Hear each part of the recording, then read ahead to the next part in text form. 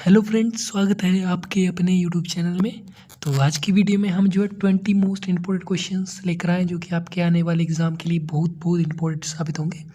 तो वीडियो के अंत तक जरूर बने रहें और चैनल पर नए हैं तो चैनल को सब्सक्राइब करना ना भूलें। तो चलो शुरू करते हैं अपनी आज की वीडियो। तो आज का हमारा पहला क्वेश्चन है, आरबीआई का मुख्यालय कहाँ स्थित है। आरबीआई यानी रिजर्व बैंक ऑफ इंडिया का मुख्यालय जो है कहाँ पर स्थित है, तो वो स्थित है मुंबई में। याद रखना, मुंबई में जो है आरबीआई का मुख्यालय स्थित है, यानी कि ऑप्शन सी आपका बिल्कुल सही आंसर हो जाएगा।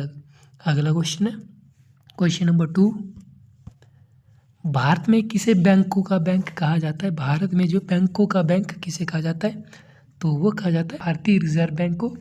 याद रखना, भारतीय रिजर्व बैंक को जो है बैंकों का बैंक कहा जाता है भारत में, यानी कि ऑप्शन ए आपका बिल्कुल सही आंसर हो जाएगा। अगला क्वेश्चन है, क्वेश्चन नंबर 3। क्वेश्चन नंबर 3 है, नीति आयोग का अध्यक्ष कौन होता है। नीति आयोग का अध्यक्ष जो है कौन होता है, तो वो होता है प्रधानमंत्री। याद रखना, नीति आयोग का अध्यक्ष जो प्रधानमंत्री होता है, यानी कि ऑप्शन सी आपका बिल्कुल सही आंसर हो जाएगा। अगला क्वेश्चन है, क्वेश्चन नंबर 4। क्वेश्चन नंबर 4 है, मुख्यमंत्री की नियुक्ति किसके द्वारा की जाती है। मुख्यमंत्री की नियुक्ति जो है वो किसके द्वारा की जाती है। मुख्यमंत्री की नियुक्ति जो है राज्यपाल के द्वारा की जाती है, यानी कि ऑप्शन सी आपका बिल्कुल सही आंसर हो जाएगा। याद रखना दोस्तों, मुख्यमंत्री की नियुक्ति जो है राज्यपाल करता है। आगे बढ़ते हैं हम अपने अगले क्वेश्चन की ओर, क्वेश्चन नंबर 5 की ओर। क्वेश्चन नंबर 5 है, लोकसभा का नेतृत्व कौन करता है। लोकसभा का नेतृत्व कौन करता है, तो वो करता है लोकसभा अध्यक्ष। याद रखना, लोकसभा का नेतृत्व लोकसभा अध्यक्ष करता है, यानी कि ऑप्शन ए आपका बिल्कुल सही आंसर हो जाएगा। अगला क्वेश्चन है, क्वेश्चन नंबर 6। क्वेश्चन नंबर 6 है, संविधान सभा के स्थायी अध्यक्ष कौन थे। संविधान सभा के जो स्थायी अध्यक्ष कौन थे। संविधान सभा के जो है स्थायी अध्यक्ष थे डॉक्टर राजेंद्र प्रसाद। याद रखना, डॉक्टर राजेंद्र प्रसाद जो संविधान सभा के स्थायी अध्यक्ष थे, यानी कि ऑप्शन सी आपका बिल्कुल सही आंसर हो जाएगा।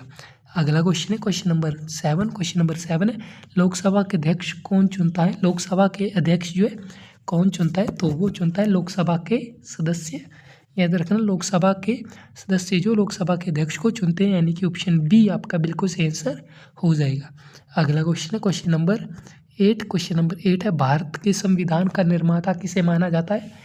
भारत के संविधान का निर्माता जो है किसे माना जाता है, तो वो माना जाता है डॉक्टर आर अम्बेडकर को जो है भारतीय संविधान का निर्माता माना जाता है, यानी कि ऑप्शन बी आपका बिल्कुल सही आंसर हो जाएगा।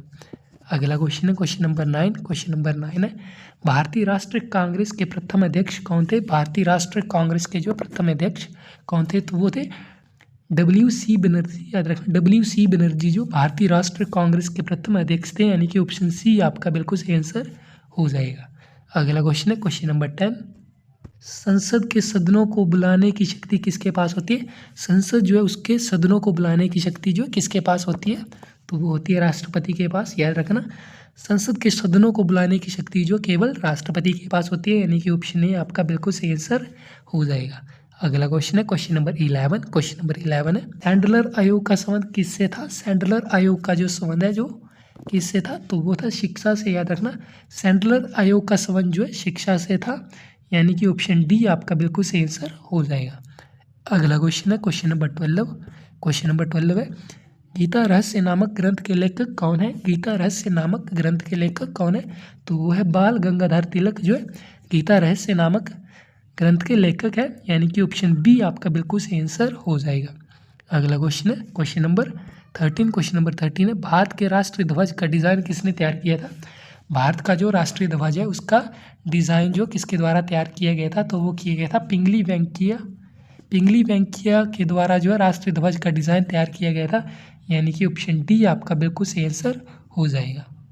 अगला क्वेश्चन है, क्वेश्चन नंबर 14। क्वेश्चन नंबर 14 है, वेदों की ओर लौटो का नारा किसने दिया था।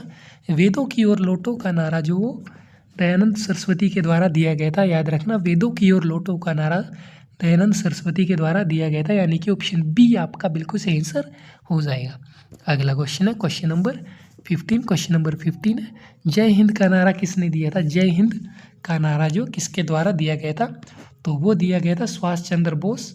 याद रखना, सुभाष चंद्र बोस के द्वारा जो है जय हिंद का नारा दिया गया था, यानी कि ऑप्शन ए आपका बिल्कुल सही आंसर हो जाएगा। अगला क्वेश्चन है, क्वेश्चन नंबर 16। क्वेश्चन नंबर 16 है, भारतीय संविधान को किसने बनाया। भारतीय संविधान को जो किसने बनाया था, तो वो बनाया गया था संविधान सभा के द्वारा।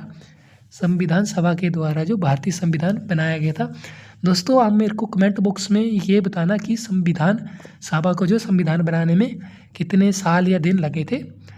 तो आगे बढ़ते हैं हम अपने अगले क्वेश्चन की ओर, क्वेश्चन नंबर 17 की ओर। क्वेश्चन नंबर 17 है, भारतीय संसदीय प्रणाली जो किससे प्रभावित है? भारत की संसदीय प्रणाली जो है वो किससे प्रभावित है? तो इस क्वेश्चन का आंसर हो जाएगा इंग्लैंड से जो है भारत की संसदीय प्रणाली प्रभावित है, यानी कि ऑप्शन ए इस क्वेश्चन का बिल्कुल सही आंसर हो जाएगा। अगला क्वेश्चन है क्वेश्चन नंबर 18। क्वेश्चन नंबर 18 है, आधुनिक भारत का जनक किसे कहते हैं? आधुनिक भारत का जनक जो है किसे कहते हैं? तो वो कहते हैं राजा राममोहन राय को जो आधुनिक भारत का जनक कहते हैं, यानी कि ऑप्शन सी आपका बिल्कुल सही आंसर हो जाएगा। अगला क्वेश्चन है क्वेश्चन नंबर 19। क्वेश्चन नंबर 19 है, पुस्तक गुलामगिरी के लेखक कौन थे? पुस्तक गुलामगिरी के लेखक थे ज्योतिबा फुले। ज्योतिबा फुले जो है गुलामगिरी पुस्तक के लेखक थे, यानी कि ऑप्शन बी इस क्वेश्चन का राइट आंसर हो जाएगा। तो इस वीडियो का लास्ट क्वेश्चन है क्वेश्चन नंबर 20। भारतीय हीरा संसाधन कहाँ पर स्थापित है? भारतीय हीरा संसाधन जो है कहाँ पर स्थापित है? तो वो स्थापित है सूरत में। याद रखना सूरत में जो भारतीय हीरा संसाधन स्थापित है, यानी कि ऑप्शन बी इस क्वेश्चन का बिल्कुल सही आंसर हो जाएगा। तो दोस्तों आज की वीडियो में 20 क्वेश्चंस थे। तो कैसे लगे आपको हमारे क्वेश्चंस? अच्छे लगे हो तो चैनल को सब्सक्राइब करना ना भूलें और अपने दोस्तों के साथ वीडियो को लाइक शेयर करना ना भूलें। तो हम मिलेंगे आपको अपनी अगली वीडियो में इससे भी अच्छे क्वेश्चन के साथ। तब तक जय हिंद जय भारत, आपका दिन शुभ रहे।